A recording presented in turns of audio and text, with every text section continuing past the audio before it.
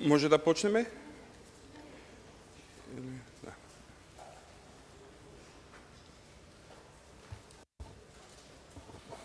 Добар ден на сите и добре дојдовте на денешниот настан.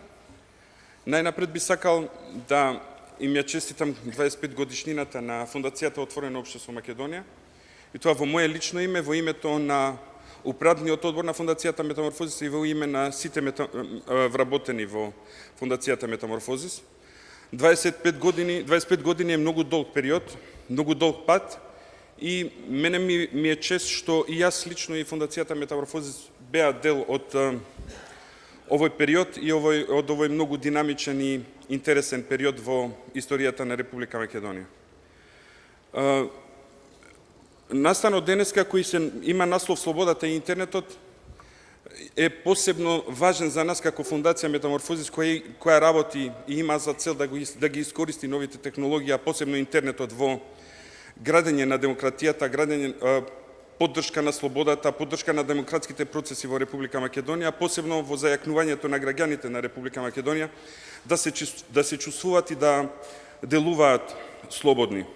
Се разбира дека од 93-та, кога се формираше Фондацијата Отворено општество, јас лично се приклучив неколку години подоцна, 1996-та, се менуваа потребите, се менуваше контекстот и политички, и социјално-економски, но исто така Фондацијата Отворено општество се адаптираше на тие потреби, и во тоа време кога јас се приклучив во Фондацијата Отворено општество, постојаше програмата за интернет, и тогаш Фондацијата даваше поддршка на многу институции во Република Македонија, државни институции, библиотеки, школи, но и невладини организации и медиуми да имаат пристап до интернет. Бидејќи во тоа време интернет пенетрацијата во нашата држава беше на многу ниско ниво, не се сеќавам точно, подоцна можеби од другите презентации ќе се присетиме, мислам дека беше околу 3 до 5% од населението има пристап до интернет, и токму затоа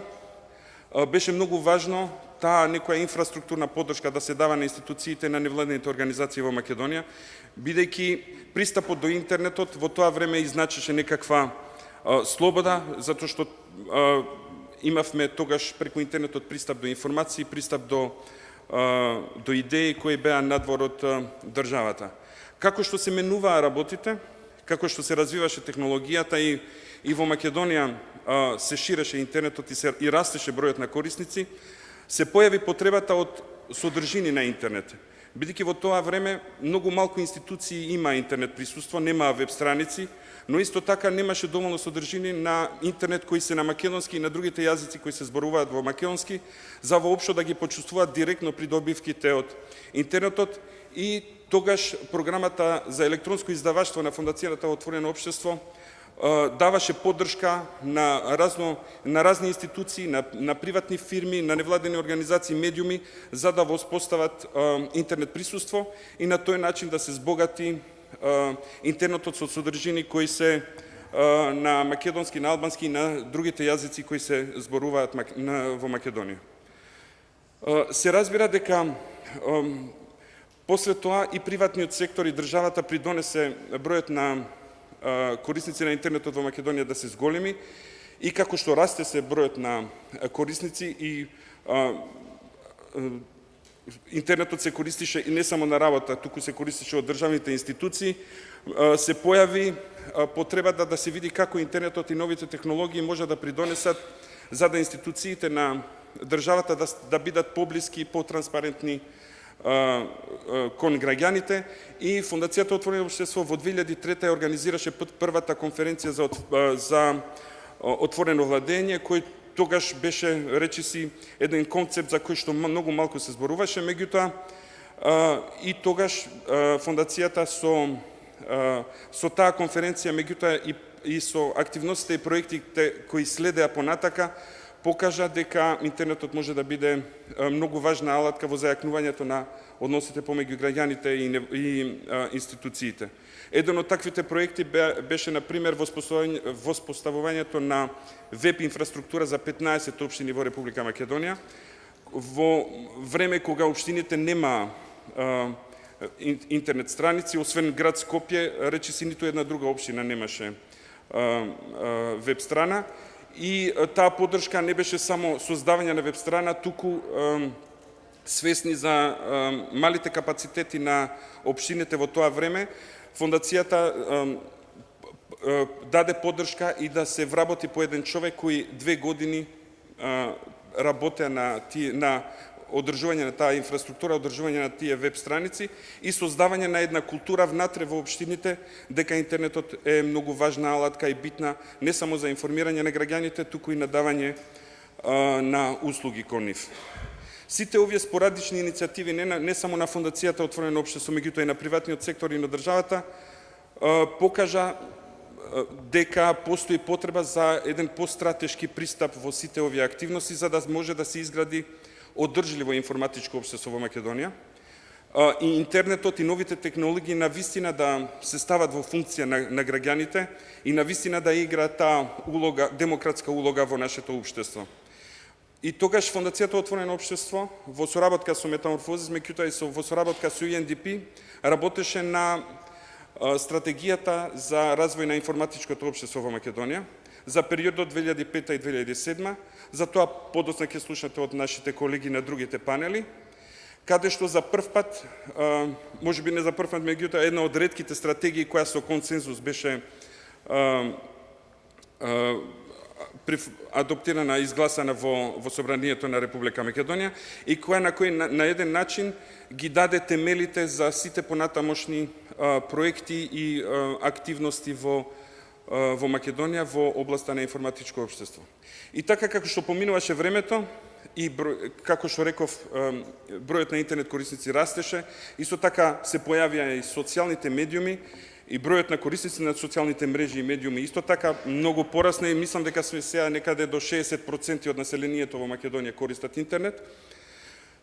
Се појавуваа и други предизвици и други потреби и тогаш исто така ФОМ во партнерство со фондацијата Метаморфозис почна да се занимава со приватноста на интернет, за безбедноста на интернет и се создадоа многу ресурси, се правеа обуки за сите корисници на интернет и на социјалните мрежи како да се заштитат и како да ја сочуваат приватноста кога користат интернет.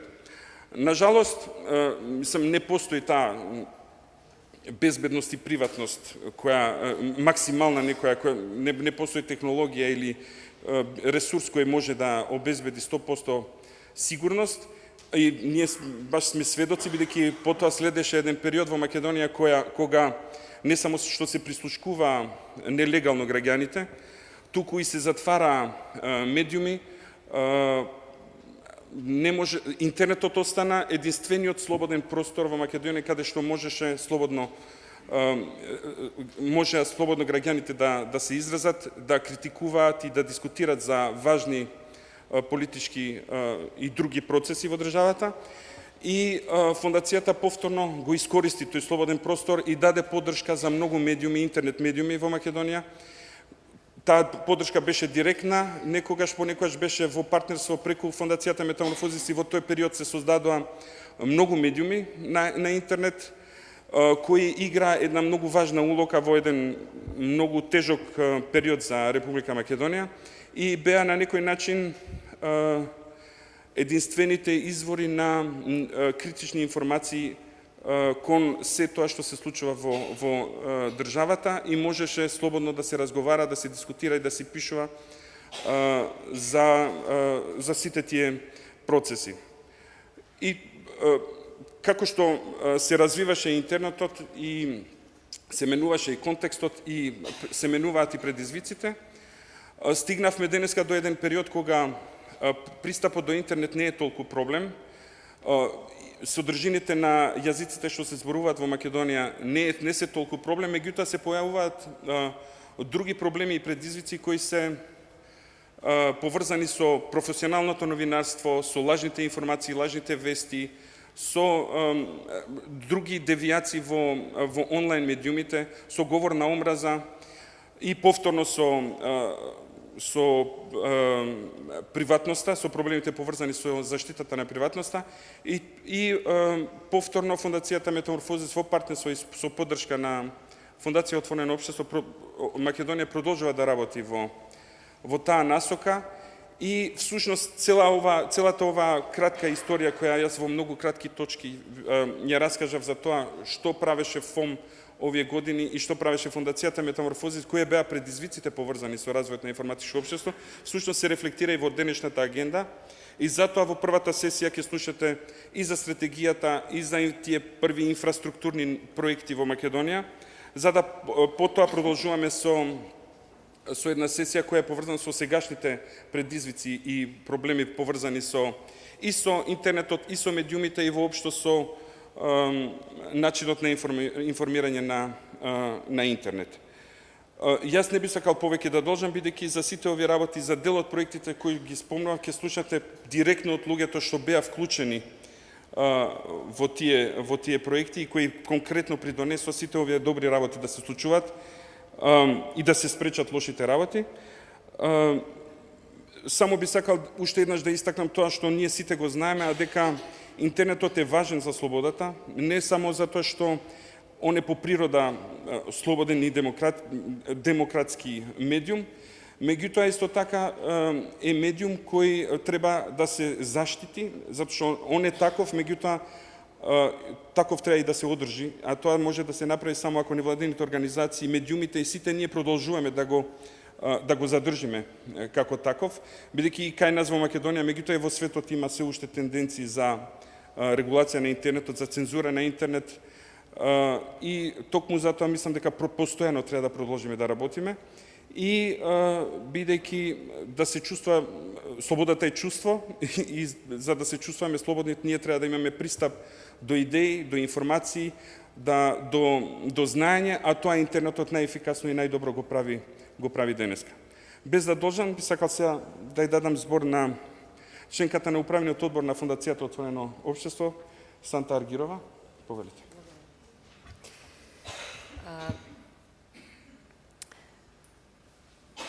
Би сакала да почнам со еден пример на кој што ме потикна да размислувам многу младите колеги, кои што цело време ме прашуваат: "Абе добро, како известувавте порано кога немаше ни интернет, нити мобилни телефони, нити ништо, што правевте?" И кусо им одговорам: магија, затоа што не верувам дека ќе паднат во несвест од моќта на евровизиската размена или било каков друг момент. Ама им го кажувам и да речеме примерот од 95-та година кога известував од потпишувањето на привремената спогодба меѓу Македонија и Грција, кога имав на располагање еден телефон во соба и 3 телефонски кабини во Обединетите нации, со оние телефони нели што сега ги користат за да покажат што значи да си застарен. Уште им докажувам дека кога завршуваше пресконференцијата на Сайрус Венс со Црвенковски и со Папулјас, јас стоев буквално со едната нога во собата, со другата надвор, за да истрчам до телефонските кабини, бидејќи ако не фатев некоја слободна, ќе немаше ни извештај. И нормално дека им е смешно, и нормално е дека таа генерација, тие генерации всушност, меѓу 15 и 35 години, сега се буквално неуловливи, ги нема никаде освен на интернет. Ниту се дел од постојаната публика на традиционалните медиуми, ниту било каде на друго место освен на интернет. И она што е интересно е дека колку тие што се чувствуваат слободни, колку што чувствуваат дека им е моќта неограничена, толку истовремено стануваат и оттуѓени, ама тоа едноставно станува дел од нивната личност. Веројатно се случуваат и некои промени во нивниот карактер. И мислам дека има една голема празнина меѓу овие генерации кои се повозрасни и помладите генерации, некако како да не се разбираме, како да треба и кога седиме на иста маса преку некоја од социјалните мрежи да упатиме порака за да не разберат и за да пробаат да ни одговорат. Во Македонија, нели зборуваме сега за Македонија, ако не е само за тука, од секогаш функционирале зидните весници.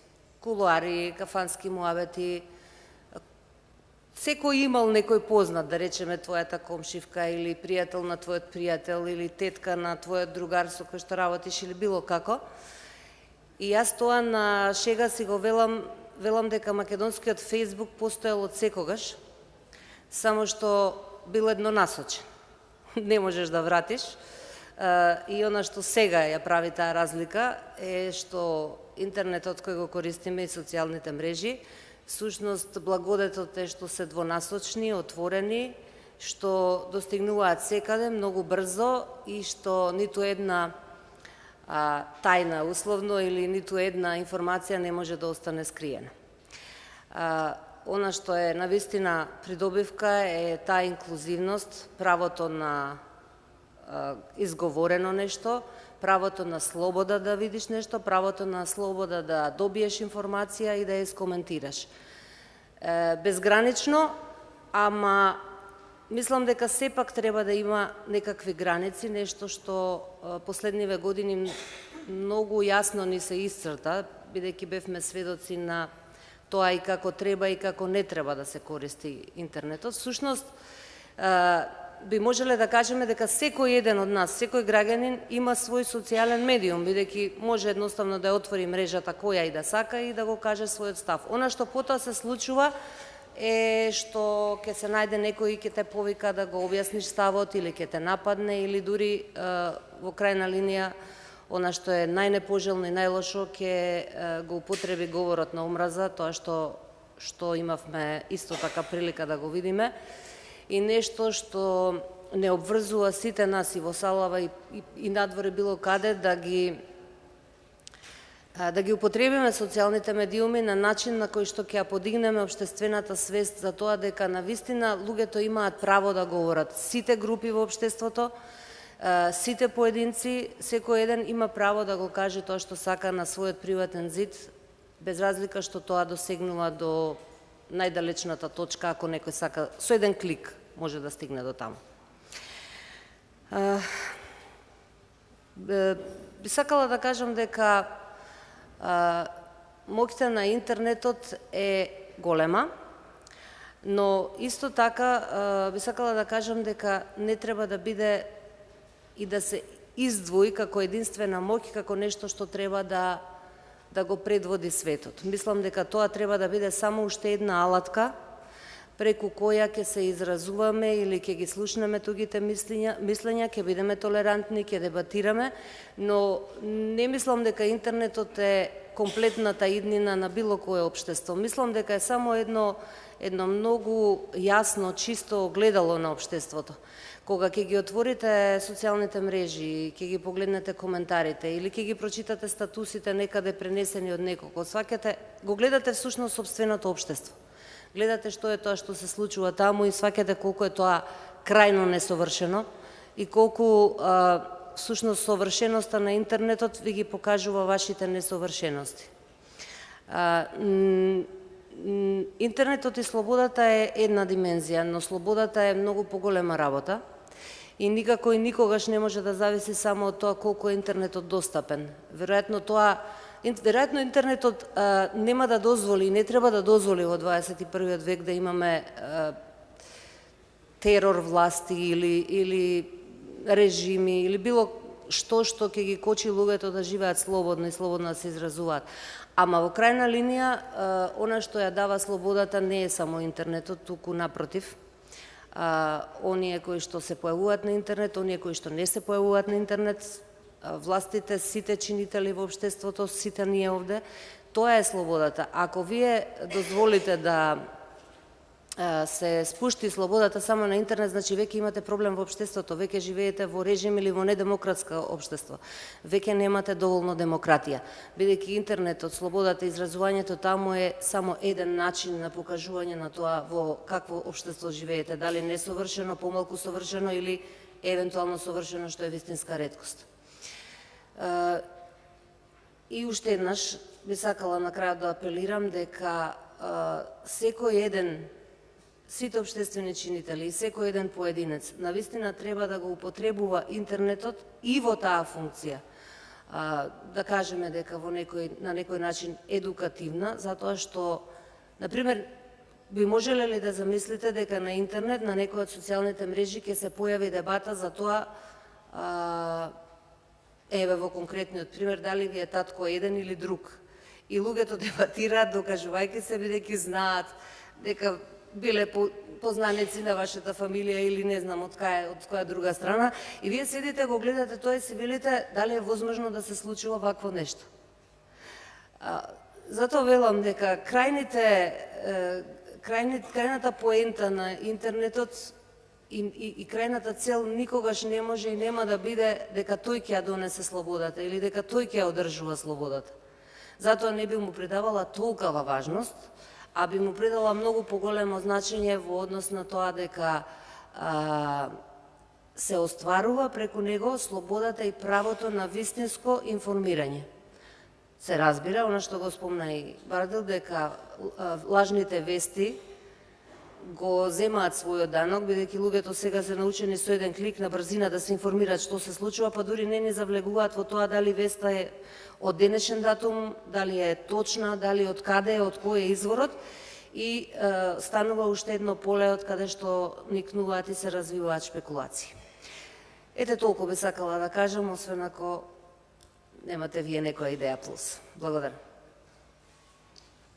Благодарам. Дали имате можеби прашања, да додадете нешто или да продолжиме понатака?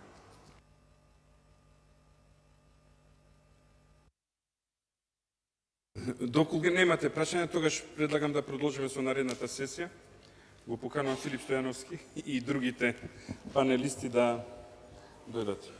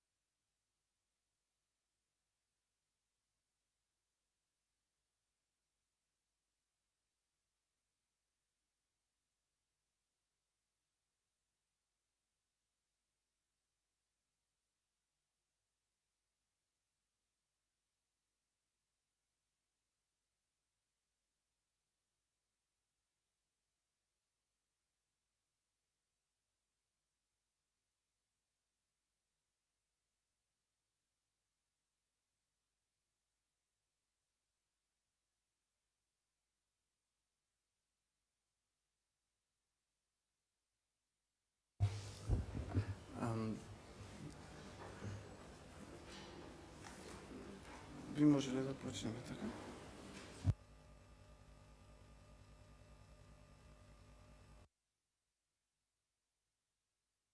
Добар ден на сите, јас сум Филип Стојановски, програмски директор во Фондацијата Метаморфозис, и чест ми е што може да бидам модератор на овој панел, кај што имаме неколку од, како би се рекло, водечките личности, кои што секој на свој начин има дадено придонес или представува институции и организации кои што имаат дадено исто така покрајличен и институционален придонес во развојот на интернетот во Македонија.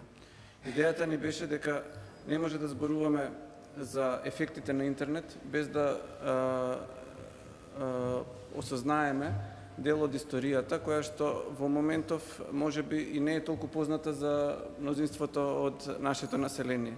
Било за оние кои што беа присутни, но не вклучени во тие процеси во 90-тите и нешто подоцна, но и, како што спомена претходните говорници, затоа што имаме нови генерации за кои што интернет и новите технологии се нешто природно и нормално. И можеби не може да ги сватат предизвиците или сметам дека би требало да знаат како дошло до таа состојба која што е сега секојдневие, а претходно било нешто што само го сонувавме или за што читавме во научно-фантастичните романи или го гледавме во некои филмови. По тој повод, денес со нас се 4 еминентни гости. За жал, петтиот кој што беше закажан ни поради семејните случаи ни откажа господинот Чемерикич, но со нас се господјата Совче Јовановска, господинот Огнен Фирфов, Игор Трајковски и Јован Колов, кои што мислам дека се репрезенти, како би се рекло, представници на неколку различни нишки кои што се испреплетуваани со овие години, представници и на државните институции, и на приватниот, и на граѓанскиот сектор, како и на образовниот, кои што сите, секој на свој начин придонесе во развојот на оваа ситуација која што имаме до сега. Бардел спомна дека некаде околу 2000 година имавме дилема колку луѓе се воопшто на интернет во Македонија. Се зборуваше за процент од 4% и некаде околу 2003-2004 година Метаморфозис, благодарение која што тогаш уште не беше формално оформена како фондација, но беше иницијатива дел од Центарот за електронско издаваштво на Фондацијата Отворено општество, спроведе едно истражување во кое што ја добивме за тоа време бројката од 27%, бидејќи текот помеѓу 93-та, 4-та, 5-та година и 2003-та, 4-та имаше свој развој, свој напредок, но имаше и причини за некои интереси да ја прикажуваат ситуацијата полоша или подобра од она што е. Сега, тоа нашата идеја беше да го утврдиме она што е фактичката состојба и тоа послужи како основа за понатамошниот развој и на политиките на национално ниво, а веројатно и за одлуките кои што се носеа во одредените сектори на општеството, од граѓанскиот до државниот и приватниот. Сметавме дека со овој панел ќе придонесеме во создавањето на една историска граѓа, ќе ги поттикнеме нашите научници исто така да посветат поголемо внимание на современието и на оние фактори како, да речеме, развојот на технологијата, кои што реално влијаат на денешниот живот, а се надеваме и дека ќе поттикнеме и поголема јавна дебата, не само за корените, туку и за тековните состојби и идните чекори, кои што треба да се преземат. Јас ќе ги представам нашите говорници. Од мојата десна страна е господинот Јован Колов, кој што во 90-тите години беше член на тимот на интернет програмата на Фондацијата Отворено општество Македонија и чии што заедно со колегите Владимир Петков, наречен Чкалја, и Круме Долненец, активно учествуваше во придонесот на фондацијата за развојот на интернетот, почнувајќи од поддршката за Марнет, овозможувањето да се воопшто да се регистрира македонски домен и да се овозможи основен пристап до тие технологии за универзитетите и за дел од државните институции. Потоа со нас е господјата Совче Јовановска, која што моментално е шеф на кабинетот на вице-премиерот за економски прашања, но има прилично долга историја како активен учесник во развојот на интернет и новите технологии во Македонија, почнувајќи од тоа што е иницијатор и веб-администратор на првата изнајмена линија во Стопанската комора во Македонија во 1996 година. Таа потоа во рамките на Стопанската комора како представник на една, како да кажам, целиот бизнес сектор кој што во тоа време исто така настојуваше да ги осети тие придобивки од новите технологии кои што се насетуваа. Таа помеѓу 2000 и 2004 година беше и координатор на првото IT здружение, МАСИТ, односно подкомора, или како би се рекло, своевидна комора. Исто така, кога владата на Република Македонија препозна дека има потреба од институционален пристап кон овие прашања, беше формирана првата комисија за информатичка технологија, во која што господјата Јовановска беше членка и која што функционираше помеѓу 2002 и 2006 година. И токму преку таа комисија во тесна соработка со неа, беше и направена и националната стратегија преку еден инклузивен процес кој што ги опфаќаше и сите сектори на општеството, и позицијата и опозицијата, и мислам дека тоа беше и токму и основата за неговата успешност. Како што спомна Бардел, тоа беше една од ретките политички прашања за кои што во Македонија постоеше консензус и во парламентот беше освоено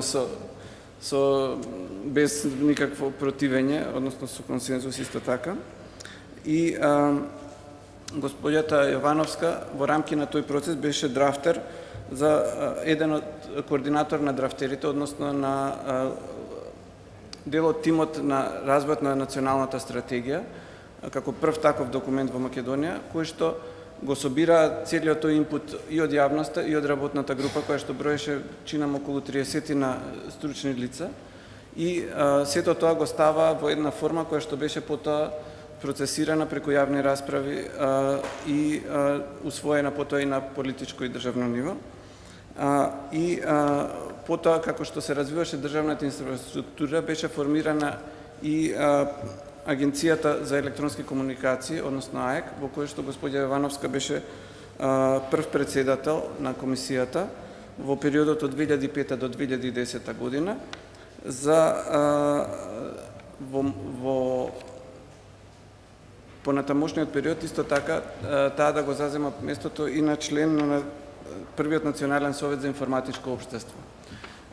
Со нас исто така господинот Огнен Фирфов, кој што моментално е на раководна позиција во Македонскиот Телеком, а има долга историја зад себе и како ентузијаст и инженер, но и како раководител во рамки на таа првобитна државна институција ПТТ, Пошта, телефон и телеграф, која што потоа прерасна во најголемиот провајдер, Македонски Телеком во Македонија, со најголем број корисници, доминантен на пазарот долго време, но истовремено и на некој начин тој престана да биде државна фирма во даден момент, се приватизираше,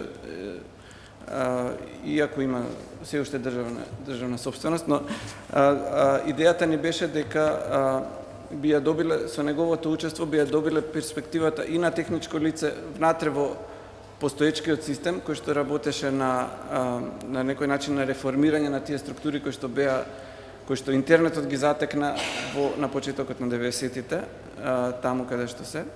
И но и исто така може да ни каже и од негова перспектива и лична и професионална, што смета дека е клучно, како и сите други корисници. Јас тоа прашање сега ќе го упата, мислам корисници, се извинувам, говорници, да ни изнесе неговото мислење за клучните моменти во развојот на интернет. И последен говорник, но не најневажен, како да кажам, last but not least, во представувањево, е господинот Игор Трајковски, поранешен професор и член на академската заедница, но истовремено и предприемач и основач на еден од според мене водечкиот агрегатор на содржини во Македонија, TimeMaker, кој што со себе носи искуство од повеќе полиња, но сметавме дека е исклучително интересно да добиеме и неговото мислење за она што настана во периодот на последните 2 децении. Значи, интернет кај нас се развива скоро 2,5 децении и во некој период, откако се воспостави базичната инфраструктура, почна развојот на содржини. И така што ќе имаме таа перспектива. За жал, господинот Чемерикич, кој што исто така го поканивме како предприемач, нема да биде со нас, но се надевам ќе го продолжиме тој диалог и понатака. Јас би сакал сега едноставно, како што беше и најавено, да го упатам прашањето до сите наши говорници, што сметате вие дека беа клучните моменти во развојот на интернет во Македонија и нивното влијанието на интернет на развојот на нашето општество, особено на демократските процеси. Да почнеме вака од Јован па натака. Може би. Значи, од мој аспект, мислам, бар во моето учество, во таа интернет програма, кога тој интернет целиот беше во своите детски години, јас можам да се задржам само на два аспекти, иако тој самиот интернет има и повеќе аспекти понатака во развојот. Значи, еден тој, јас би го рекол, инфраструктурен аспект, а другиот аспект е можда некој содржински и евентуално образен во тие самите почетоци. Значи, од инфраструктурен аспект, мислам дека целата приказна почна во 95-та година, кога некако во исто време, паралелно во некој многу краток период, мислам дека три институции, да речеме, добија интернет пристап. Значи, една беше, мислам дека Ултра или Юнет како комерцијална приватна фирма беше прва. После мислам дека беше исто Македонски пошта и телекомуникации, тогаш така се викаше, ако беше правиот назив, и Марнет исто преку поддршката на интернет програмата, значи се поврза на интернет. Значи тоа е еден клучен момент, нормално, затоа што до тогаш немало ништо, сега имате нешто, да речеме, како поврзаност. Она што можам да кажам дека е можда не клучен момент, меѓутоа еден од тие предуслови кои влијаеше, колегата Огнен сигурно ќе ме дополни понатака, е дека за среќа, значи Македонски телекомуникации имаше многу добра бакарна инфраструктура, да речеме, во Македонија. Подоцна мислам дека во исто период некаде речеме таа оптичка во тие главни јазли, што исто придонесе де факто, значи, за развојот на тој инфраструктурен дел, мислам, не само од аспект на Македонски телекомуникации или не од другите, да речеме, комерцијални интернет провајдери. Тоа е нешто што не е може клучен момент, меѓутоа беше предуслов, ако споредиме со другите земји околу нас, ние имаме многу подобра инфраструктура, за среќа. Она што како клучно, да речеме, од самата таа инфраструктура, јас би рекол дека исто Македонски телеком, сега пак да речеме, ќе викам сега, значи доста рано се воведе таа изни технологија што возможуваше, значи, енормен раст, да речеме, и концентрација на тие пристапни центри, додека се уште се користеше тој dial-up, за да може да поврзите поголем број на корисници со, да речеме, подобар квалитет на самата услуга. И сега следни чекори се можда веќе надвор од моето, да речеме, време учество, да речеме, во таа интернет програма. Следно би било најверојатно тоа, да речеме, појавата на правиот тој интернет бродбенд во Македонија, кој исто предонесе тој некој, јас го гледам како следен чекор кој предонесе за голем раст на број на корисници. И можеби последен чекор би бил де факто, значи, кога самиот мобилен интернет стана, да речеме, доволно достапен со пристапни цени за тоа да стане масовно, да речеме, да се користи. Тоа исто придонесе. Сега, нормално, самиот, како да кажам, развој на самите содржини се испреплетува со, де факто, со самиот тој инфраструктурен аспект на развој на интернет.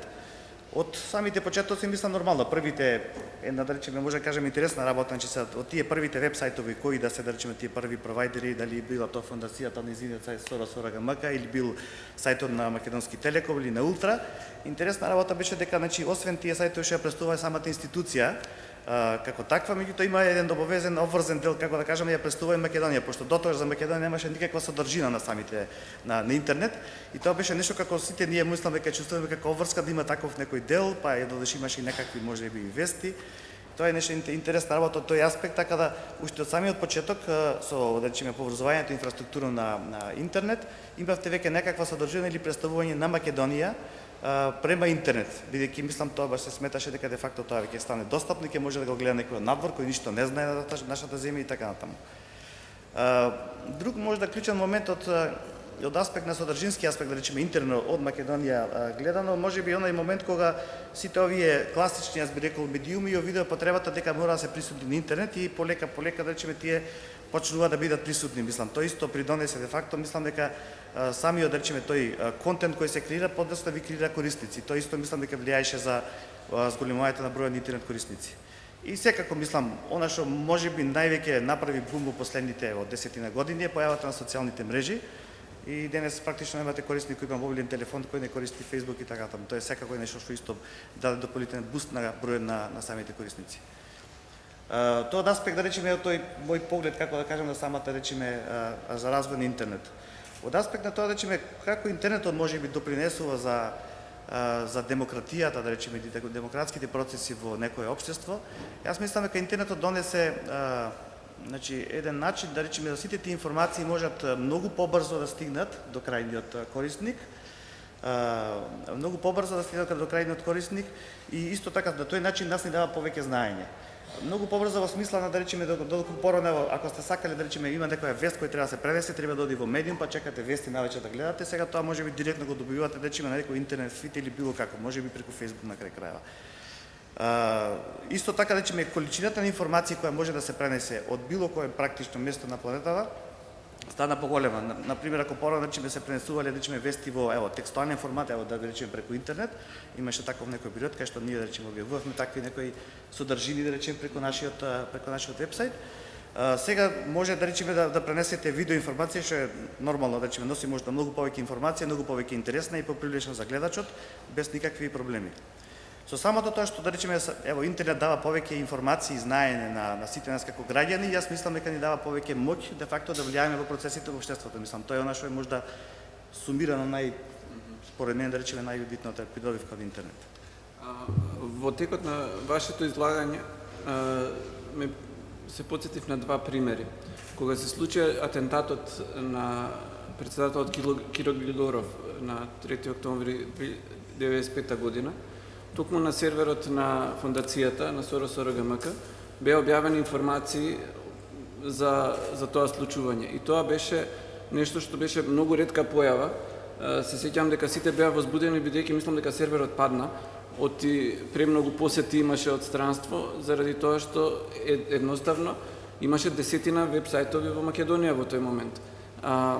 Само да ви ја доловам разликата помеѓу сегашниот момент и тогаш, кога Марнет стана провайдер за универзитетите, јас студирав на ПМФ, на Природно-математички факултет, и тоа беше првиот факултет кој што почна да дели имейл акаунти и веб простор на своите студенти. Имавме лимит од 2 мегабајти за да го сместиме целиот наш и школски и јавен дел на тие профил акаунти и да направиме вебсајтови ако сакаме. Така што мислам дека навистина беше важен и моментот кога Сонет кој што прерасна од како фирма која што беше провайдер.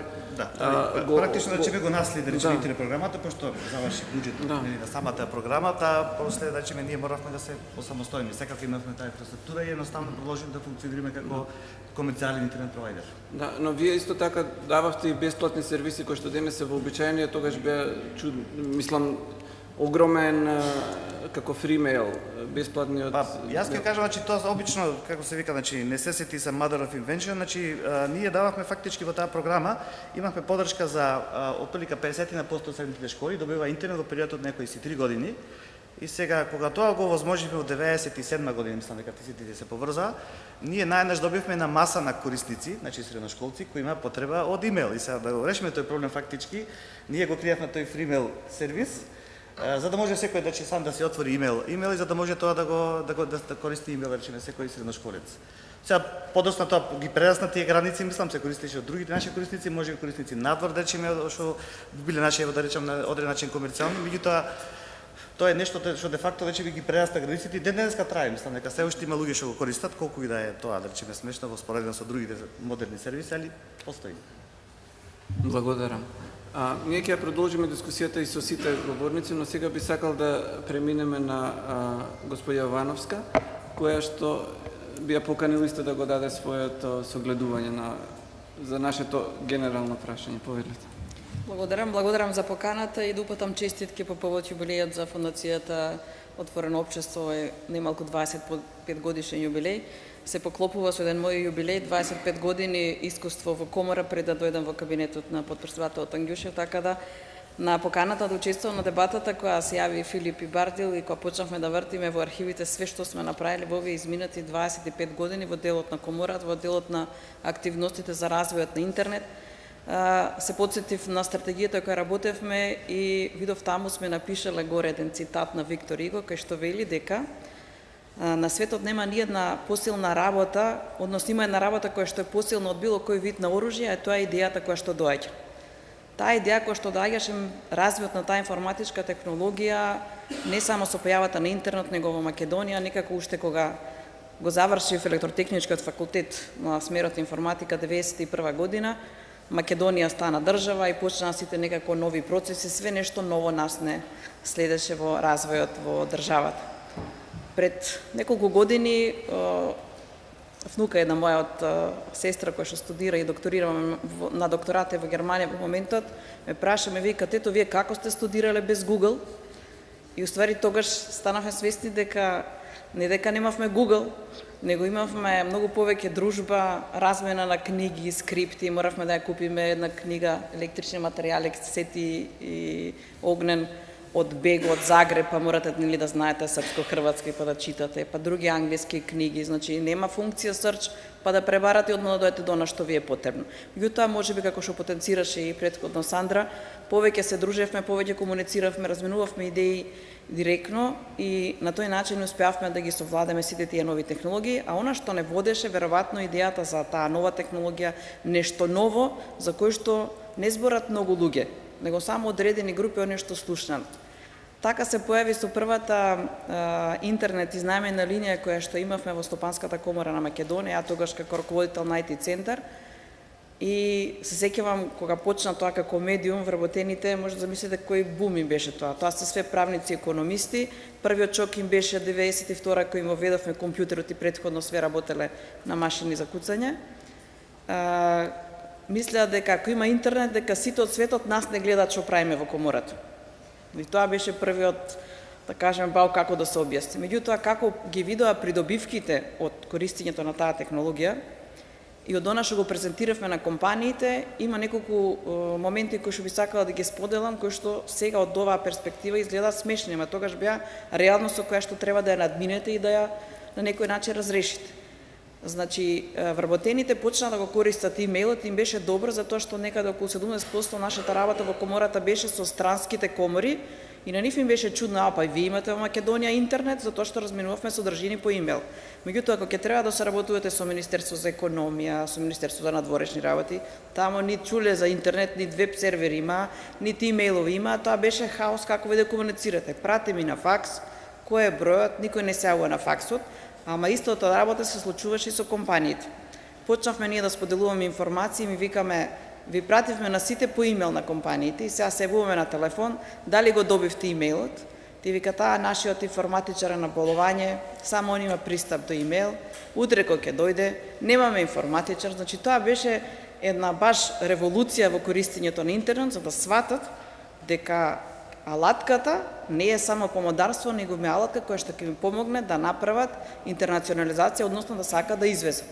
Таа беше и 92-а еден момент кај што со појавата на факсот, претпоставам некои од вас нели се сеќаваат, тогаш беше ако сакаш да извезуваш, мораш да имаш факс машина, инаку готов си, никој нема те контактира. И така почна да се случува со интернетот. Меѓутоа моравте вие да ги навикнете бизнисмените, почна да прават веб страни, ама на првата веб страна покава слика цела на директорот и што кажал директор. Значи моравме да ги учиме дека корисникот сака да го види производот, како на втор клик дојде до контакт да праша за цена. Меѓутоа и тоа е дел од историјата која што се случуваше во развојот на интернетот. Често пати велевме 17-инчниот монитор, како ќе се представите, или 15-инчот. И истиот простор за мала фирмичка, да кажеме, од Кочани и за една Кока-кола, еден Мерцедес. Вашата умешност е како ќе ја представите за да можат да ве најдат на интернет. Интересен е моментот да го споделам со вас. Некаде 2003 или 2004 имавме поставено, бидејќи Стопанска комора е во центар на град и нашата систем сала се наоѓа со поглед на кај Ловец. И ние купивме од оние најмаличките веб камери, значи некаде инвестиција, ми се чини беа тогашни 10 марки, ја ставивме на серверот и ставивме директно онлайн да имаат слика од Скопје. И ја закачивме на еден портал Кам Централ, мислам дека се викаше, и одеднашка цела диаспора не најде дека постои Македонија, дека има веб камера во Македонија. Тоа беше таква револуција и наплив на контакти од цел свет, што сега да му зборите на некој не може да свати каква револуција и каква технологија беше во тој момент. Понатаму кога се појави идејата да се формира комисија за информатичка технологија ме поканија во влада, ми имавме 5 членови во тогашната комисија и тоа е 2002 година, кога вие зборите за еден нов медиум, зборите за инфраструктура, ама во ниједна легислатива никаде нема да го сретнете зборчето интернет. Дури се расправавме со лекторите дали интернет се пишува со мала буква или со голема буква. И почнаа тогаш тие првите револуционерни идеи, меѓутоа првиот тој чекор и одлуката на тогашната влада да ја формира комисијата во тогашниот состав, председател беше Јани Макардули, сегашен заменик министер во Министерство за екологија, Цветанка Кузмановска која што работи денеска во СЕП, Арбана Кадрил, мислам дека на Универзитетот за Југоисточна Европа, и Филип Ивановски со Пакомак, мислам дека е директор таму, и јас. И ние тргнавме во една иницијатива да ги анимираме сите луѓе кои што имаат ваква идеја, нешто да направиме за државата. Успехот, односно креирањето на ваква една национална стратегија за развој на информатичко општество беше токму во намерата на сите оние луѓе експерти кои што во тој момент ги собравме не како представници на институции, него како експерти кои што лично ги го дале својот труд и да ја направат ова идеја достапна кај нас, да се направи таа стратегија за развој на информатичко општество. Голема благодарност до фондацијата тогаш и до UNDP кои што помогнаа финансиски за да работи канцеларијата, да се организираат јавни дебати, бевме на едно студиско патување во Естонија. На некој начин тие не поддржаа финансиски во тој дел, меѓутоа сите овие 30 експерти работеа волонтерски, со желба, волја, идеја нешто да принесат. Јас сега ќе ве замолам за минута време, би сакала јавно да ги прочитам кои беа тие 30 луѓе, некој од нив гледам тука, меѓутоа навистина бидејќи она што ќе остане запишано ќе биде дел од историјата. И само ќе ги споделам, ќе ги кажам тогашните функции кои што ги имале, меѓутоа некои од нив веќе и ги поимињата ги препознаете. Значи, наредени се по азбучен ред на презимињата. Гоце Арменски, тогашен асистент на ПМФ, Владо Василевски работеше во генералниот секретар, мислам сега дека е во ДИК, Данило Глигоровски, тогашен доцент на Природно-математички факултет, професорот Аксен Тигрнаров, Маријан Гушев, мислам дека сега е на Финки, но тогаш професор на ПМФ, Игор Димитровски, тогаш беше помошник директор на Фонд за здравство, сега мислам дека е во некоја IT компанија, Матилда Димовска од UNDP, мислам дека е некаде во Грузија сега работи, Дарко Дуковски, заедно со Зоран Јаневски беа дел од канцеларијата која што го водеше проектот, Мјалче Ѓоргиев, тогашен помлад асистент на економскиот факултет, Зоран Јаневски беше координатор, сегашен директор на економскиот институт, Бардел Јашари, јас, Сашо Јосимовски, професор на економскиот факултет, Дејан Калиников, тогашен заменик директор на СЕАФ Македонија, Аце Коцевски, тогашен градоначалник на општина Велес, Катерина Костадинова Даскаловска, директор на Државниот завод за статистика во тоа време, Мери Кучера Илиевска како дел од МАСИТ, сегашен мислам представник на Оракал, Јане Макрадули, тогашен председател на КИТ и пратеник во собранието, Пеце Митревски, професор на Технички факултет, го видов некаде тука, еве го, Драган Николич беше раководител на сектор КАТ-4 Министерство за одбрана во тоа време, сега е државен секретар во Министерството, Валентин Пепелјуговски како член на Комисија за конкурентност, адвокат и дел од Алијансата за заштита на IPR, за интелектуална собственост, Дарко Петрушевски, тогашен директор на Еден телевизија, Елица Перчинкова, соработник во Агенцијата за електронски комуникации, Тони Петревски од ИНЕТ, тогашен член на УМАСИТ, Јованче Петров, технички менаџер на проектот Македонија NGO онлайн од фондацијата, Антони Пешев како председател на Американско-македонската комора, Борисав Поповски, председател на управниот одбор на Марнет и професор на тогашниот ЕТФ факултет, Владимир Радевски, професор од факултетот за Југоисточна Европа, Ејо Пристеми, пратеник во собранието и асистент на Природно-математички факултет од Државен универзитет во Тетово, Филип Стојановски, Коста Трповски, тогашен директор на Агенцијата за електронски комуникации, Ванчо Узунов беше советник на тогашниот председател на Република Македонија и доцент на правниот факултет, Предраг Чемерики, директор на Оннет интернет сервис провайдер. Тоа беше тимот на луѓе кои што несебично се состанувавме во една канцеларија тамо некаде на трети кат во Трговски кој што беше, значи толку многу состаноци, бевме поделени во неколку пилари, ги работевме делот на сервиси, инфраструктура, други услуги, и никој не изостануваше на тие состаноци. Значи, толку многу ентузијазам се направи овој документ. Документот го усвои, како што кажа и Бардел, парламентот без ни еден глас, нити против, нити воздржан. Мислам дека во тогашната историја не постоеше таков документ со консензус од сите страни. И да не заборавиме дека пред да се усвои оваква стратегија, кога збориме за парламентот, само да прочитам точно да не сгрешам, се донеси и национална политика за развој на информатичко општество, меѓутоа на неа претходеше и една декларација, но ќе ми дозволите да го најдам точниот назив. Тоа беше иницијатива предводена од Венко Глигоров и уште неколку колеги исто, кои што беше некако основата или првите чекори кои што се појавија. Значи, тоа беше само да го најдам, декларација за развој на информатичко општество со препораки за развој на информатичко општество и дигитална економија на Република Македонија како национален приоритет. Значи, тоа е во 2003 година донесена во парламентот, а после тоа следеше во април 2005 и оваа стратегија. Она што е битно за стратегијата, кога се донесе, во составот на стратегијата постоеше акционен план. Тој акционен план почна да се применува, некои од тие работи веднаш беа имплементирани, препознаени од институциите, меѓутоа се сеќавам 2006 година со промената на власта почна да критикуваат стратегијата. Критиката беше од луѓето кои што не биле повикани да учествуваат како представници на институции и ние им кажавме јасно да внатре учествува експерти, а не представници институции. Мислам дека тоа е клучот во било кој документ или стратегија да се гради, кој им давате не одговорност, него задача на некој во име институцијата да направи нешто, однапред ви е тоа осудено на некаков пропаст. Меѓутоа, кога ќе го ставите личниот удел, личното знаење, експертиза во ваков еден документ, тој е документ кој што стварно останува, има вредност и останува. За да ни се случи, после, во наредниот период, после 2006 година, сега да проверите акциониот план, сите овие внатрешни проекти и планови акциониот ги реализира и владата која што после дојде на власт. Значи, ово уште еден доказ дека документот навистина вредеше, направи голем исчекор во развојот на технологијата, исчекор и во подигнувањето и користењето на интернетот не само кај граѓаните, туку кај институциите, меѓутоа и кај компаниите. Она што следи после тоа е само историја и мислам дека делот на ваквото несебично давање на услугите треба да го имаме како задача, барем ја така го практикувам. Кога збориме за развој на информатичко општество, не се само институции, не се граѓаните само, меѓутоа е синергија на сите. Меѓутоа, тргнувајќи од личниот став, она што го знаете како IT експерт, поготово за луѓето од IT светот, споделете го основни работи, споделите ги на луѓето што не се од IT сферата, кои што ќе им го олеснат животот.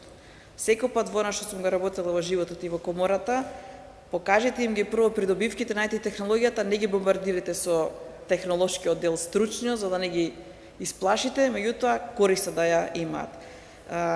Ако секој си земеме задача, барем 5 луѓе околу нас, околу роднини, бабе, дедо, си ги ручеме како да вадат пензија на банкомат, како некои луѓе кои што немаат добра во онлайн плаќање да плаќаат онлайн во некои наши онлайн продавници, верувате дека ќе направиме нешто повеќе отколку што може да го направат со некаков закон институциите. Така да несебичното споделување на IT знаењето од IT експертите носи прогрес во секој општество и во нашето општество. Мислам дека бев доволно долго за почеток. Благодарам. Благодарам, господине Ивановска. Би го поканил господинот Свирфов да го сподели неговото искуство. Најпрво би сакал и јас да честитам за убавиот јубилеј 25 години на фондацијата Сорос отворено општество и да ти се заблагодарам што ете ме повика. Јас така размислував практично пред можеби 20 на години прв пат се запознавме или 20 неколку и бев на еден ваш семинар каде што не држав некое предавање за интернет инфраструктура или така нешто беше, не беше ни во Скопје и така веројатно, мислам се запознавме пред тоа преку BBS-ите, ама така ги оставивме првите контакти. Сега доста беше веќе кажано и не би сакал многу да се повторувам од аспект на клучните моменти во развојот на општо интернетот и интернет инфраструктурата во Македонија и се околу тоа, меѓутоа мислам дека некои моменти би требало да нагласам повторно. важен момент беше, или еден процес беше тоа формирање на тоа јадро или екосистем што го зборевме, јас и ти по телефон, на млади луѓе кои знаеа дека постои нешто, зборам за 93-4, кога чита на овој или на оној начин или преку некој аналоген пристап или по имејли кои што ги добива или преку ньюс групи, дека постои негде нешто што почнува да функционира, некои хайпертекст протоколи на некои универзитети, па некои екрани се појавуваат, па некои сликички, па дури дека и некои браузери постојат, мозаики и така натаму. И таа група комуницираше, тоа беа неколку илјади луѓе и тука имаше многу луѓе кои беа заинтересирани за таа тема. И ги спомнали BBS-ите, Информа и другите. Значи, збориме за 93-4 година. И се оформуваше критична маса на луѓе кои знаат дека тоа негде надвор постои, иако и тогаш беше во една и таму во рудиментарна форма, ама сепак постоеше критична маса на луѓе кои ги интересира и тоа полека се ширеше и продираше и во други институции. Јас почнав да се бавам со тоа и од други причини приватни. Мојот брат беше во Америка и моравме да комуницираме и наоѓав начини да стигнем до Словеничката универзитетска мрежа, па од таму да се најавам на сервер, па од таму да праќам имејл. Многу беше комплицирано, не е битно. Така научив и што се модем и се тоа.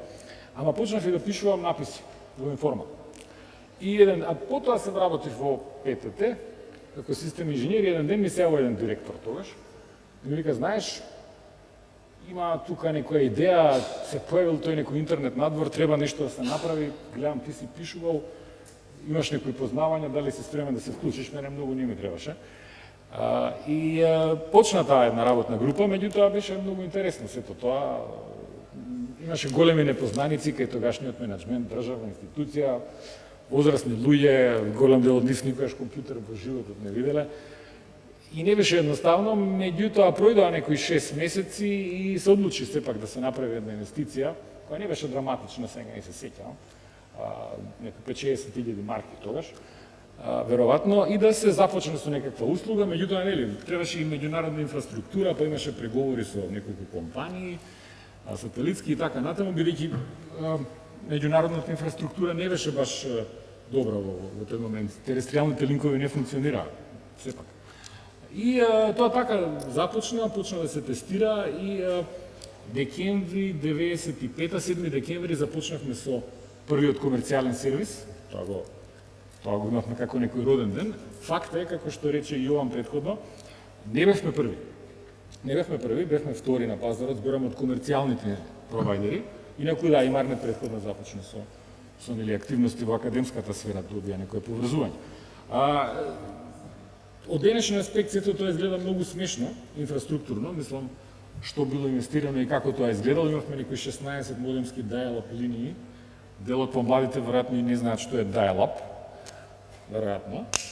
Меѓутоа бевме среќни што модемите овозможуваа пристап до 64 килобита dial-up, а најголем дел од модемите на корисниците тогашни беа 19 килобита или 9,6 килобита, а после се појавија 54 килобитните модеми. Например, еден од првите бизнис клиенти ни беше Стопанската комора и Совче од другата страна, од IT центарот, и они има изнајмена линија на интернет, дали беше 19.2 или може би беше, не знам. Тоа беше таа да речам ситуација. Се разбира, во следниот период тоа брзо се развиваше, бидејќи на луѓето има возможно еден видик кон светот, едноставен. Значи, вебот веќе функционираше, првите браузери во тој момент, мислам дека Netscape беше лидер како од аспект на браузерите, исто. За голем дел, веројатно, не ви е ни познато дека постоел некогаш Netscape, помладите, како браузер. Меѓутоа, луѓето почнаа да сваќаат дека можат да комуницираат едноставно, дека можат да доаѓаат до информации, почнаа да функционираат имејлите, ньюс групите и така, тоа се раздвижи, имаше голем интерес, меѓутоа битно е да кажам дека имаше и конкуренција. И тоа беше многу важно. Бидејќи се уште бевме државна институција, немаше ни мобилен оператор.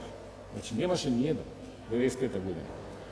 Или се појави покасно, така да немаше ни свест дека треба да се работи пазарно, дека треба да се работи комерцијално, дека треба да се направи бренд, дека треба да се привлечат различни целни групи на различен начин. Ама добро, работевме 3 години, ама како што се појавуваше конкуренцијата. Мислам дека Македонија онлайн се појави 98, не сум сигурен, веројатно така некако. И Унет веќе постоеше и они завземаа дел од пазарот и тоа беше и добро.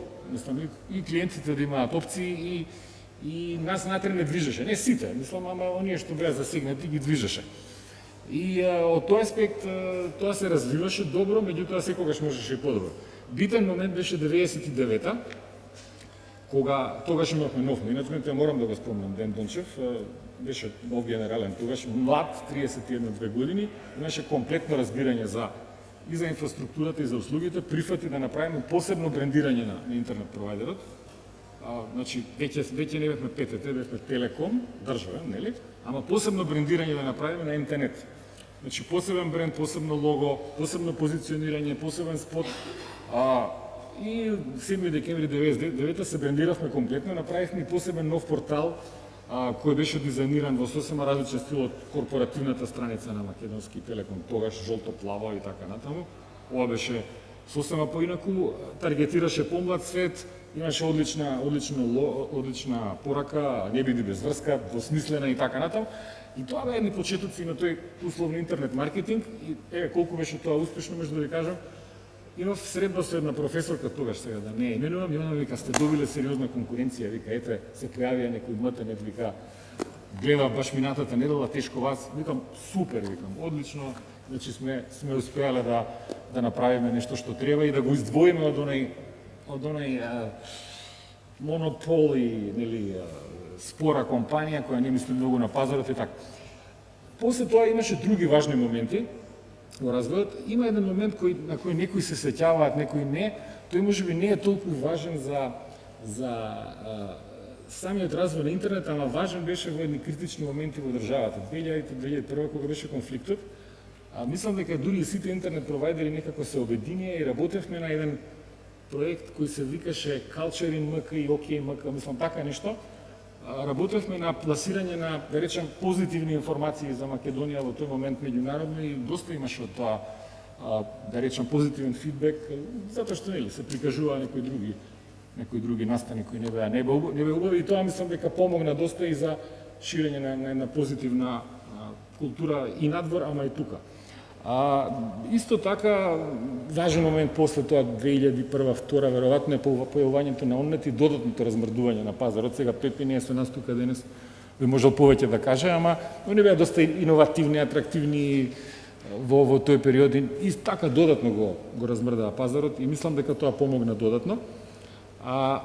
Морам да кажам дека во целиот тој период и ние и они работевме на развивање на содржините, значи тој е МТНет порталот, каде што немавме само корпоративни информации и дневни вести, туку и генерирање на своји содржини и вести, што исто беше битно во тој период. Ние имавме мала мини редакција кај нас, од 4-5 луѓе, тогаш кои работеа, дури, сега не беа тоа класични новинари, ама работеа на тоа да пласираат интернет содржини. Немаше многу портали, го ширеа контентот колку што може до луѓето и така натаму. Исто така се работеше доста на, ако верувате дека еден период имаше тим кој работеше бесплатни веб страници. Значи бесплатни, тоа сериозни веб страници на многу институции или на компании со идеја да се задвижи пазарот, да се креира деманд, да се креира барање и потреба. Тоа беше многу напорно, многу време земаше.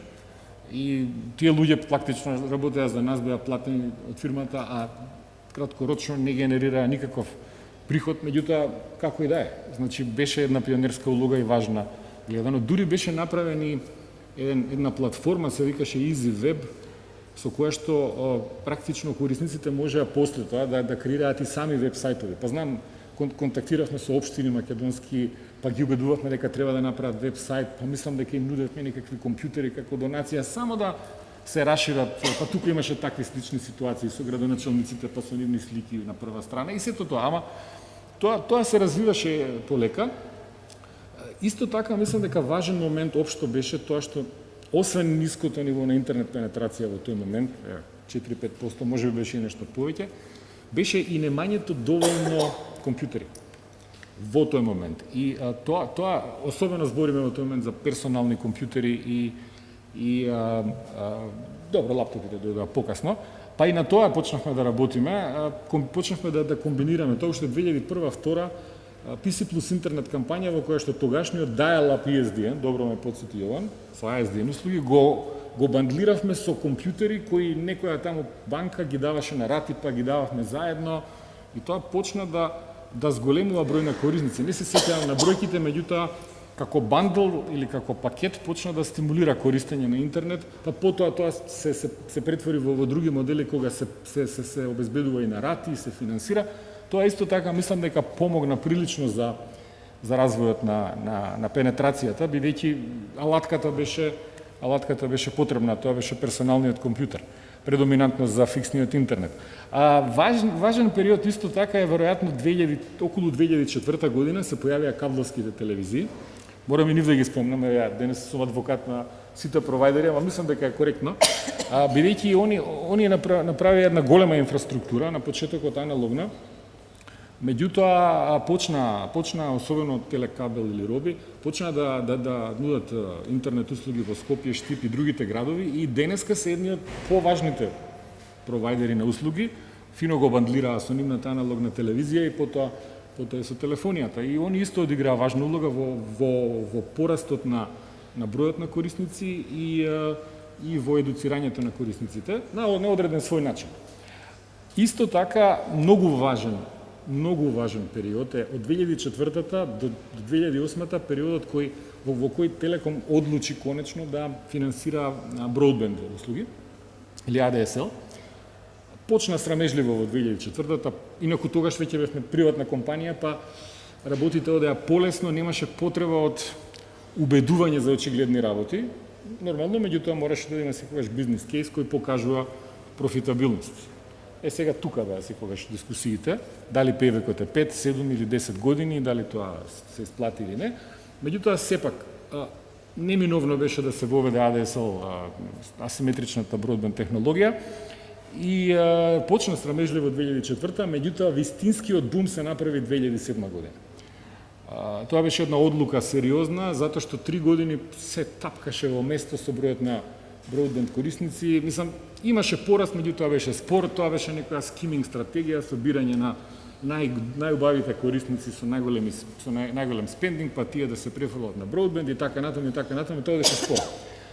И после тоа се одлучи на еден наистина огромен чекор, припремите траја 6 месеци, инвестициски проектно, пазарна аналитика се направи сериозна, портфолиото се смени драматично, условите за подпишување договор се направија многу поедноставни од 2 години на 1 година, без ограничување, немаше ограничување на се обраќајот на интернет, што претходно беше правен. Симињање на брзините од, не знам, тогашни 1 мегабит на 64, ако надминеш 2 гига или не знам што. Сето тоа се рекомпонира драматично. Брендовски се означи портфолиото на бродбенд услуги, инаку МТНет како бренд се уништи во 2004-та.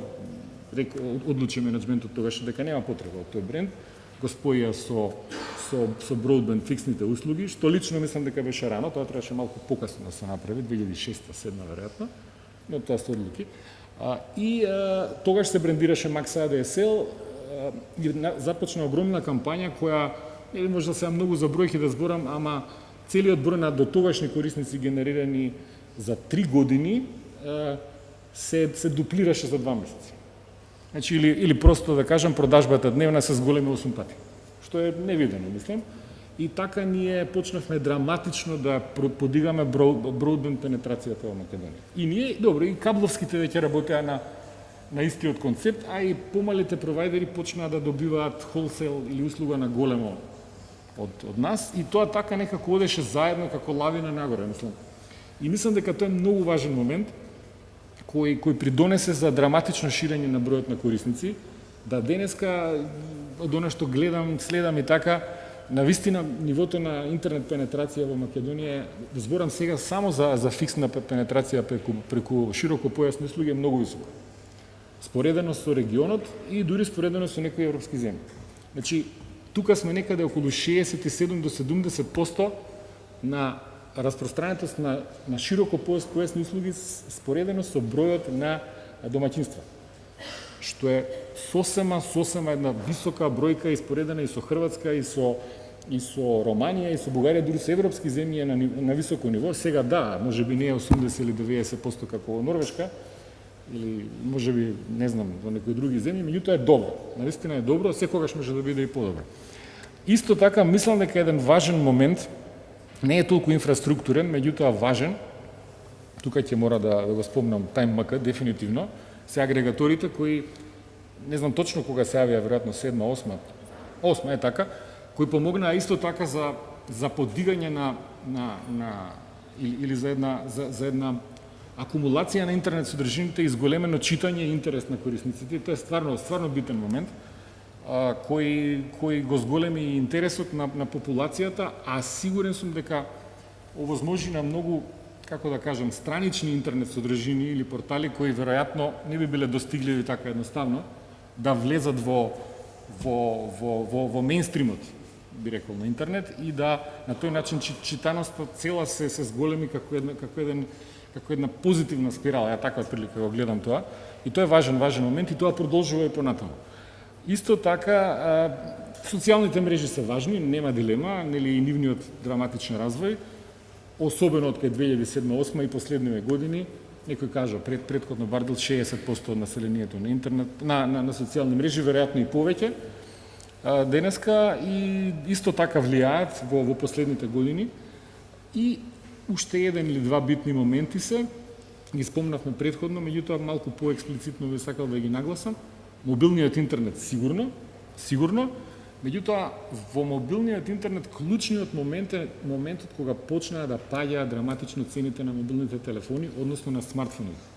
А тоа е некаде 2011-2012 година и автоматски процесот на бандлирање на интернет, значи на мобилен интернет и мобилна телефонија во еден заеднички пакет од скоро сите оператори. Значи денеска ни Телеком, ни ВИП не продаваат, скоро да не продаваат обични сингл војс услуги, или само ако некој ептен инсистира, можеби пензионер некој. Секој има интернет на својот смартфон и пенетрацијата таму е дури многу поголема од оваа пенетрација што ја зборувам за бродбенд услугите. Достигливоста на информациите е до секого, практично инстантна, и тоа е многу важен момент исто така, и тој трае. И тој уште повеќе се случува. Така да тоа се отприлика клучните моменти. Имаме некои анегдоти, ама тоа понатаму ако има. А да, евентуално ако беше второто прашање околу влијанието на демократијата и на интернет, само многу кратко, јас не сум ни социолог, ни политиколог, па не можам тоа многу стручно да го објаснам, меѓутоа мислам дека тука навистина постои сериозно влијание заради брзото ширење на информации и заради достигливоста од целиот свет. Меѓутоа, вака, гледајќи наназад, некако имам впечаток дека порано информациите најчесто беа поврзани со она што се случува во реалноста или во оние изданија на поголемите дневни вестници или неделници или така натаму, а информациите на интернет некако ги следеа нив. Барем така јас имам впечаток. А денеска некако обратно. Значи, информациите електронски се први, имаме многу медиуми на интернет кои воопшто не се поврзани со никакви други вестници и брзо се шират и веројатно играат важна улога во демократијата, особено последните години, мислам. И тоа дефинитивно изгледа така. Сега тука постои тој предизвик или челендж на лажните вести кој е воопшто неедноставен и тоа е нешто со кое општеството треба да се соочува. Мислам, толку од мене, јас наистина поише сум комерцијално и технички ориентирана, ама... Благодарам, господин Фирфов. Би го поканил господинот Игор Трајковски да го даде своето согледување, бидејќи баш некако и хронолошки се надоврзавме на моментот кога агрегаторите станаа главни пренасочувачи на сообраќајот или едни и кон медиумите и кон информацијски простор. Ако не се лажам, еден од првите агрегатори беше Најди на Петар Каевски, кој што не траеше многу долго. Мислам дека фондацијата и него го поддржа на почеток за хостингот, баш преку програмата за информации, но како се развиваше електронското издаваштво, почнувајќи исто така од некои од првите веб магазини што исто така доживеа како да кажам основање благодарение на поддршка на фондацијата, како во 2097 беше основан Блесок, предводен од Игор Исаковски. Мислам дека агрегаторите баш стана еден доминантен, сега не го признаваме зборот медиум во таа смисла, поради некои други дискусии, но беа доминантно средство со кое што луѓето и од своите смартфони се обраќаат како прво нешто, како прва станица во дознавањето на информации покрај социјалните мрежи. Повели. Добро, малце потешко на крај, како последен излагач да кажам нешто ново што изнакажаа другите. Но сепак има, поточно ги имаме датумите на 20 април УНЕТ 95-та пуште комерцијалните, а на 7 декември 95-та Телеком. И се сеќавам тоа што бев средна школа, 3-та година, и баш супер во контекст на 25 годишнина од Сорос, бевме неколку ентузијасти, правевме списание за информатика, Микро се викаше, може некој го фатил, 6 броја сам излегоа, одма пропаднавме, зашто тоа влезе писи Македонија на македонски, они имаа готово све спремено, а ние од нула у Кварк Експрес го правевме цело. И се сеќавам, после школа идовме со ранците на рамо да бараме реклами, така што мојот бизнес со интернет, со реклами почна од 95-та, иако не беше на интернет. Баравме реклами за списанието и УНЕТ ни беше еден клиент на последна страна, 400 марки неделно или нешто такво беше, но нормално не ни платија, све беше компензација и ни дадоа неколку сати на интернет за 400 марки. И се сеќавам тогаш прв сајт, зашто сме го виделе по списанија, NASA.gov, куцаме и онака др. Испаѓа нешто такво, беше као религиозно искуство, нака знаеш ти нешто пипкаш тука и таму текст с некој хард диск мрда ради дека ти си чачнал нешто овдека. Така многу бевме возбудени од сето тоа. Добро, други работи, тоа со појавување на .mk е, мислам, битен дел, нормално за да не види светот дека постои на мапа како домеин. Да речеме, во однос на содржината, после околу 2000 да почнуваат да се појавуваат интернет вестниците. Мислам, во моментот ние кога го пуштивме тајмака во 2008 ги собравме сите архиви, све што имаше на веб и до ден денес уште ги имаме. Најстарото е од 2000-та. Има дневник и вест, може би вечер да имаше нешто. А1 се појавува во 2001 со конфликтот, прв пат онлайн се појавува и така натаму. И се појавуваат и комерцијални прв пат портали, као Оннет, мислам каде што може да се рекламираш, да ставиш банери. И така што после моето постдипломско образование, после докторатот и работата во Google, 2 години, паради X причини решив да се вратам во Македонија и така бевме со таа идеја како се сите овие машини, компјутери, како да направиме нешто, да направиме средства, да направиме пари, што ќе работи автоматски. Ние ништо да не работиме. И баравме модели разноразни, онака, интернет пребарувачи горе-доле имаше, Google тоа го имаше покриено, иако за Македонија не работеше нешто нај до 2011-та. Например, тоа со множина, латиница, кирилица, баш не им беше добро покриено. После тоа почна таа транслитерација да разбира Google. И првен имавме еден проект, borg.mk се викаше, како беше тоа интернет пребарувач, каде што му помага на Google кој ќе пребарувате нешто. Ние правевме транслитерација, еднина, множина и сите можни форми на зборовите, ги пуштавме на Google, од Google ги земаме резултатите и ги прекажувавме, како некој фронтенд помагач за Google беше.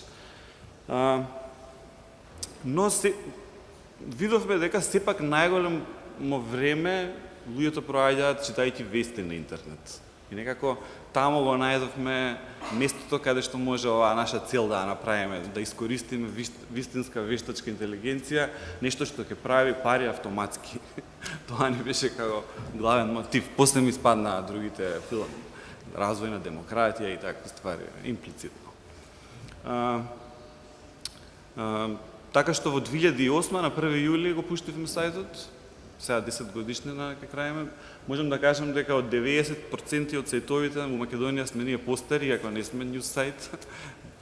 Пројдоа голем број на сајтови, се појавија, се изгубија, некои постоечки се згасна, вестници што беа постари од нас, така што само уште неколку телевизии се може би останати, што беа пред нас и уште постојат. Тука, инаку, например, за улогата на интернетот, поготово ќе ги спојам прашањата, затоа што сигурно ќе нема време, овозможува 3 универзални човекови права. Тоа се слободата на говор, слобода на печат и слобода на здружување, односно дискусија. И тука многу важна улога одигра интернет, не само кај нас, во целиот свет. И сега најчесто се слуша онака, интернет, Твитер, Фейсбук ги бутна овие арапските држави или разноразни режими. Не, интернетот не ги бута режимите. На крај крајава корупцијата ги бута или лошата економија или недостаток на демократија. Интернетот е само една светлина, транспарентност да се видат тие работи.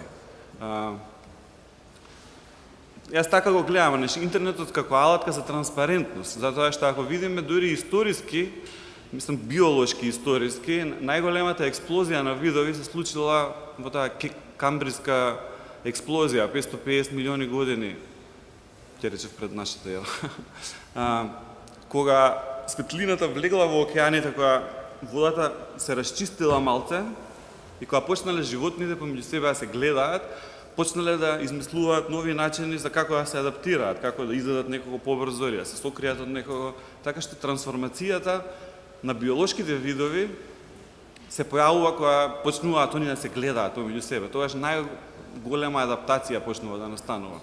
Сега истата таа аналогија се користи и во општествата, затоа транспарентноста може да ги развива општествата и да се менуваат и да стануваат подобри. И интернетот тука го гледам како една, можеби една главна точка. Сега во однос на македонски контекст, како ние таа алатка ја користиме овдека, почнувајте нели од вестите да видиме кој све пишува на одредена тема, да го лесниме тоа на нашите читатели. Во последно време, од пред неколку години почнавме да видиме што има на Твитер сцената, иако е разочарувачки сепак, генерално се уште превладуваат некои други теми, не толку, можеби толку интересни. Во последно време пробуваме да дадеме некој аспект, да видиме со овие со јавни набавки, што се случува, да може што поголем број на... Затоа што, од кога го пуштивме тоа, не знаете колку фирми ни се јавија онака да ни кажат дека се онака им се сменил целиот бизнис модел, за што да прават, за да видат кој им е конкуренцијата, кој од нивните од партијата добиле тамо некои тендери. Луѓето не знае онака за што се случува, за кои се уствари ентитетите, какви се врските помеѓу нив, или тамо еден куп фирми испаднаа кои што имаат вкупен број на тендери, што ги взимаат драстично многу поголем од фирмиве со кои што новинариве нонстоп се занимаваат, кои што се така некако подсокриени.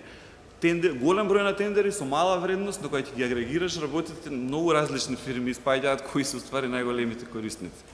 Така што и самите фирми, веруваме ние, дека кога ќе почнат да се видат помеѓу себе, кој што прави, како прави, со која организација, дека тоа дава некоја транспарентност и ќе ги натера да работат поинако или потранспарентно, или тие на правилен начин тендерите да ги прават, или како и да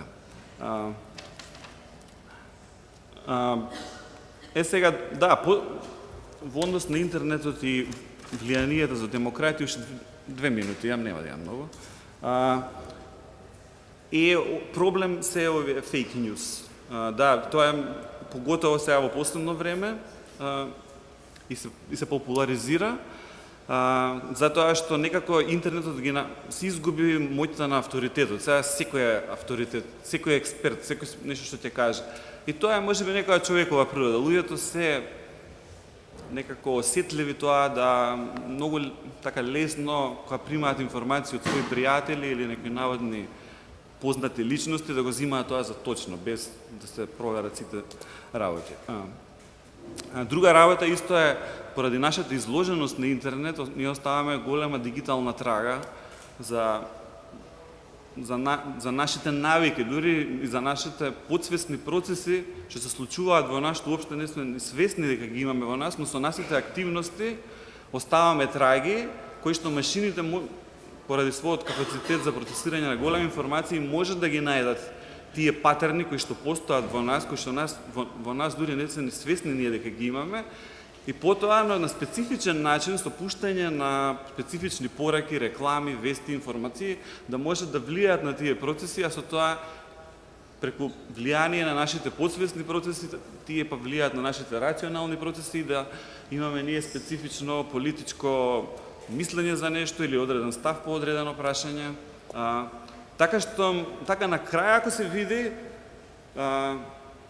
има тamo некои несвесни алгоритми кои што абсорбираат наши податоци, кои што влијаат на нашето несвесно и ние сме само кој некој папец од озгора кој што е онака контролиран. Така што доста е опасно во време што ќе следи наваму. Да, и во однос на архивирањето на нештата е многу битно да се зачуваат работите, затоа што еве во последниве години може да видите дневник, утрински, тоа беа цели архиви за нашето општество, како некој лог файл за што било битно, што не, све тоа го снема. Како официјални сајтови среќа ние го задрживме тоа, исто е во однос на твитови или на јавни набавки. Ако ги видите јавните набавки пред 1 јануари 2015 ги нема на сајтот, а ги имаше порано и тие се избришани, така што ако некој новинар моментално сега сака да направи анализа за подетална како идело ова со Скопје 2014, само после 1 јануари 2015 има. Другото е оставено само некакви извештаи од општини со договори до 5000 евра, некои ситнури има, големите договори пред 2015 ги нема. Така што малце е лошо сега да приватна фирма прави собирање на овие информации. Мислам, затоа што и притисокот после ќе биде и на нас, да ние што објавуваме, дали ние нешто сме сокрили или како и да е, би било тоа добро да е некоја државна институција што би го правила, да е официјализирано некакав. Голем број од државите више имаат такво архивирање на веб-сајтовите, како Wayback Machine, само на национално ниво, да не е на глобално ниво, затоа што овие доста ретко посетуваат. На помал домеин може доста почесто и подобар лог файл да се направи историјат за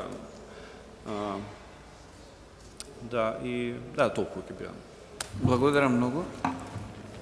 Ние го надминавме времето и во стартот, ама и со нашите излагања. Јас би предвидено е сега сме во периодот на пауза, но ако не би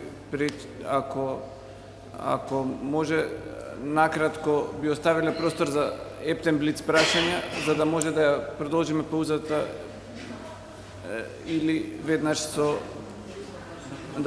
едно прашање имаме и потоа веднаш одиме на пауза. Ако може микрофонот.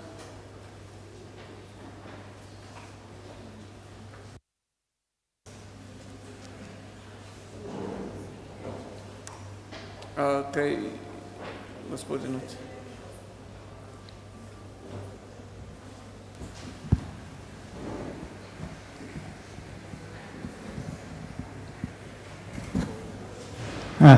Вака сега јас многу би се заблагодарил на господјата Совче што даде вака и што ги спомна тие имиња. И тоа е навистина така и како што Игор рече, дека интернетот навистина е една алатка за демократијата, за отвореното општество. Например, тие луѓе кои што ги спомнавте, јас не ги видов тука на ова што се на панелите никако. Јас сум многу активен, бев уште од самиот почеток во оваа фондација во други држави.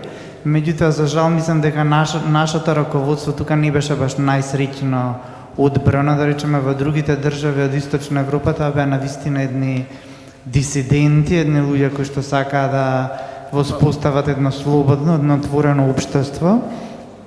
Така што, меѓутоа, еве, на вистина, мислам, тука имавме многу пречки во поглед на тоа. Јас и на вистина, кога се појави интернетот, јас и по 40 имејлови некогаш во центарот во Будимпешта испраќав. Пред тоа не беше достапно, бидејќи беше многу скап телефонот, баш против...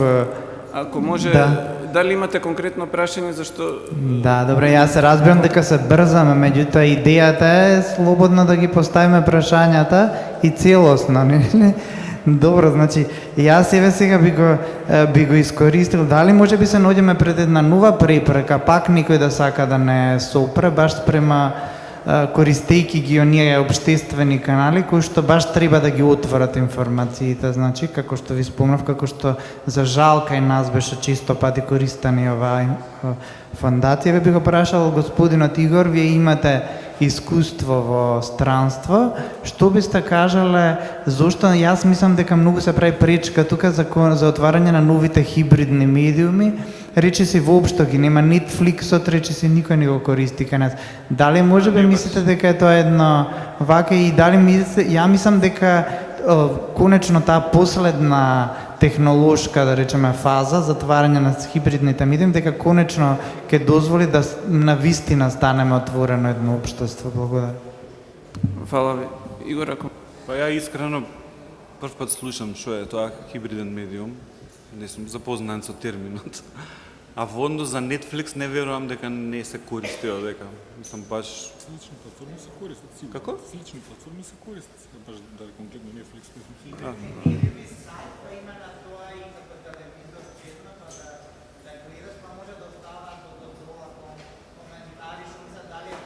Не знам, не сум запознаен со тоа, немаше.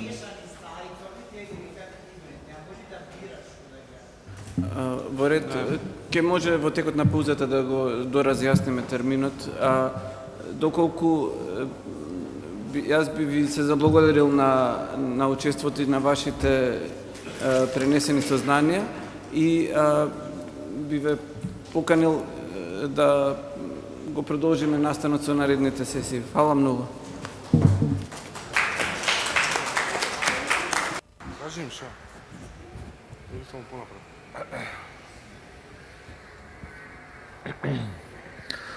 Кафе паузата е долу.